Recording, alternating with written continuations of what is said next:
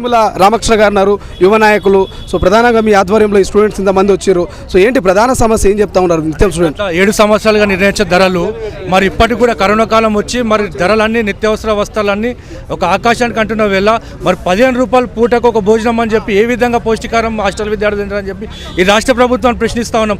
గత ప్రభుత్వం ఏమో సెక్రటరియట్ కట్టింది, స్కైఓవర్లు కట్టింది, ఫ్లైఓవర్లు కట్టింది, కానీ ఒక్క బీసీ సంక్షేమ హాస్టల్ కూడా కట్టలేదని చెప్పి రాష్ట్ర ప్రభుత్వం.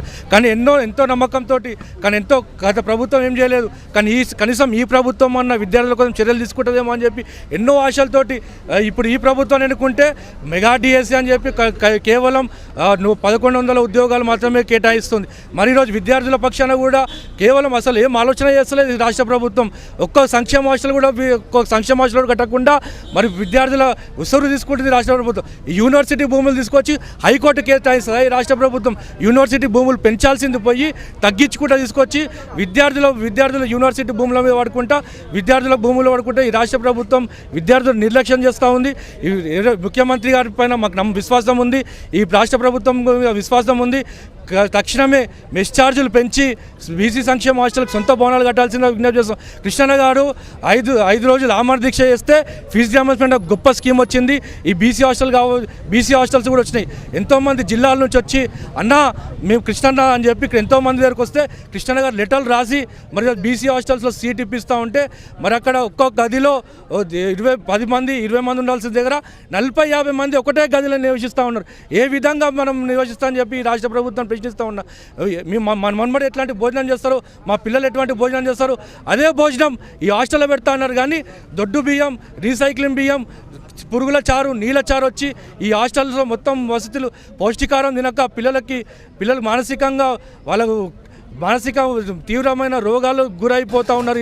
ఈ రాష్ట్ర ప్రభుత్వం ఎక్కడైనా కళ్ళు తెరిచి ఈ రాష్ట్ర ప్రభుత్వం విద్యార్థుల పక్షాన నిలవాలని చెప్పి డిమాండ్ చేస్తా ఉన్నాం. ఒకవేళ రాష్ట్ర ప్రభుత్వం మీ డిమాండ్లకు కూడా స్పందించకపోతే ఒకవేళ ఏం భవిష్యత్ కార్యాచరణ ఏంటి, దుట్టో చేస్తారా? గారితో కూడా అదే విషయం డిస్కషన్ చేయడం జరిగింది. కృష్ణ ఏమన్నాడంటే శాంతియుతంగా చేయాలి, ప్రజాస్వామ్యబద్ధంగా చేయాలి, మనం ఎప్పుడు శాంతియుతంగా చేస్తామని చెప్పి అంటా ఉన్నారు. కానీ రాబోయే రోజుల్లో కృష్ణ గారితో చర్చించి రాబోయే రోజుల్లో ఒక నిర్ణయం తీసుకొని దానికి మేము పెద్ద విప్లవం సృష్టిస్తామని చెప్పి కూడా ఈ రాష్ట్ర ప్రభుత్వం హెచ్చరిస్తూ ఉన్నాం.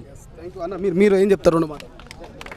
ఈరోజు జాతీయ బీసీ సంక్షేమ సంఘం అధ్యక్షులు రాజ్యసభ సభ్యులు ఆర్ కృష్ణన్న గారి నేతృత్వంలో 7 రోజులు ఆమరణ నిరాహార దీక్ష చేసి ప్రాణానికి త్యాగం చేస్తే బీసీ ఎస్సీ ఎస్టీ హాస్టళ్ళు రావడం జరిగింది.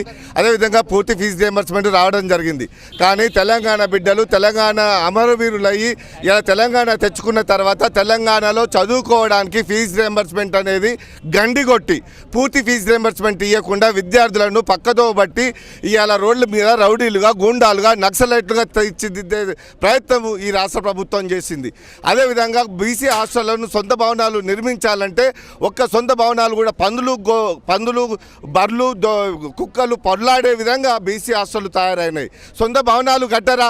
ఎమ్మెల్యేలకు ఎంపీలకు సొంత భవనాలు కావాలి, కానీ బీసీ హాస్టల్ ఒక జాతి పౌరత్వాన్ని ఇలా రాష్ట్ర భవిష్యత్తుని తీర్చిదిద్దే విద్యార్థులకు సొంత భవనాలు ఉండొద్దా అని చెప్పి నేను ప్రశ్నిస్తున్నా. అందుకని పూర్తి ఫీజు రియంబర్స్మెంట్ ఇస్తూ అదేవిధంగా బీసీ హాస్టళ్లకు 1500 అంటే రోజుకు ఒక 50 రూపాయలు, రోజుకు 50 రూపాయలు ఒక భోజనం వస్తుందా? బీసీ 3 పూటలు 50 రూపాయలతో భోజనం తినగలుగుతారా? కేసీఆర్ గారు అదేవిధంగా ఇప్పుడు ఉన్నటువంటి ప్రభుత్వం రేవంత్ రెడ్డి గారికి నేను చెప్తున్నా, బీసీ ఎస్సీ ఎస్టీ హాస్టల్లోకి వచ్చి భోజనం చేయండి మీ మంత్రులతో సహా. మీరు భోజనం చేసిన తర్వాత విద్యార్థులు దానికి మీరు ఓకే అనుకుంటే 50 రూపాయలు ఇవ్వండి, లేదంటే 1500 నుంచి 3000 వరకు పెంచేంత వరకు విద్యార్థులు నిద్రపోరు. బీసీ హాస్టల్ సొంత భవనాలు కట్టేంత వరకు ఏ ప్రభుత్వాన్ని వదిలిపెట్టలేదు. ఆర్ కృష్ణ గారి నేతృత్వంలో పెద్ద ఎత్తున ఉద్యమం చేపడతామని హెచ్చరిస్తున్నాం.